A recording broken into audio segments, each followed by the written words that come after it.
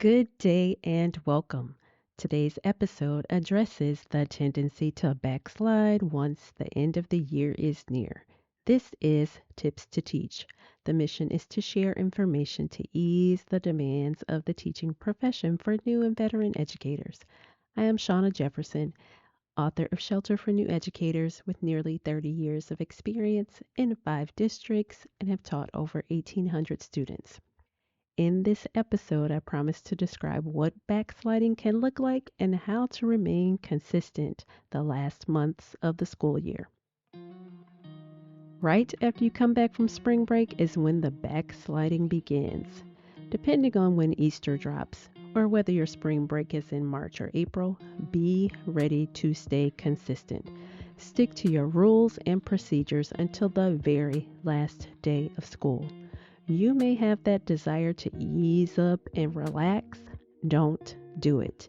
If you can, act like it's the first month of school all over again. Number one, my students needed to understand that just because there's only a couple of months of school left, it does not mean that the work is done. I told my students that everything was agreed and would be entered online just to keep them on their toes. I would reinforce no name, no grade.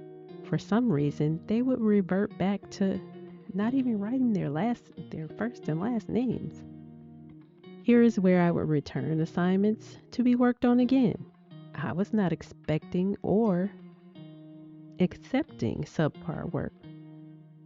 My middle school students would look at me like I was crazy, pleading with me to let it go.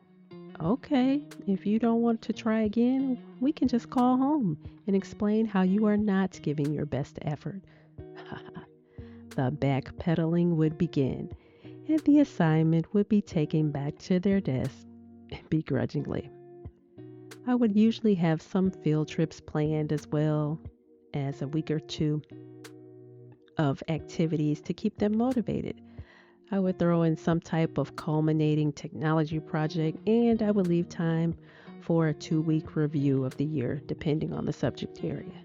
This was not going to be the time when students would say, I don't have any work to do when the principal or parents visited my room. Number two, I would reiterate the rules, procedures, and expectations daily, like it was the first week of school. My class rules were taken from the edition of Teaching with Love and Logic, Taking Control of the Classroom, written by Jim Fay and David Funk. There were only four. You may engage in any behavior that does not cause a problem for you or anyone else in the world. 2. You may engage in any behavior that does not jeopardize the safety or learning of you or anyone else in the world. 3, my favorite. If you have a problem, you can solve your problem as long as it does not cause a problem for anyone in the world. And last, if you cause a problem and don't solve it, I will have to do something. I had it memorized, it was posted and printed and referred to every day, and I was going to continue that.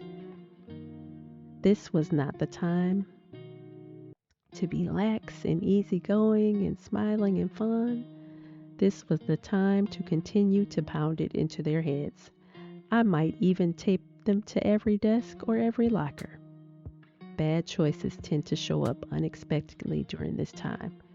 And this was not going to be the time students pointed their finger at me saying, I didn't know.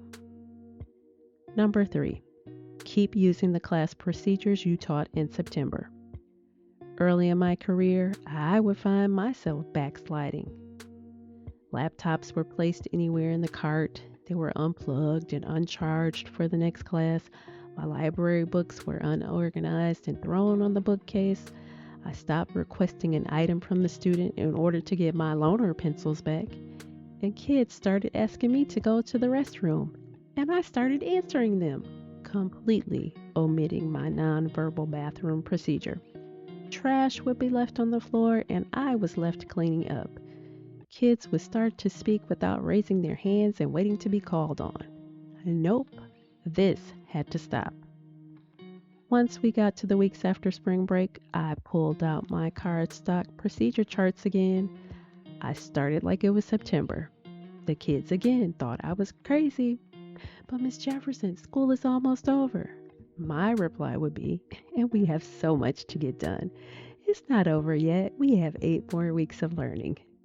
They did not like that, rolling their eyes and smacking their lips. Much like some high school seniors, they were ready to relax and take a load off. For me and my students, there will be no sliding into the end of the year. Procedures would be followed until the very last day. There would be work to do every single day. The rules were the rules until you left the building for the summer. Thank you for listening.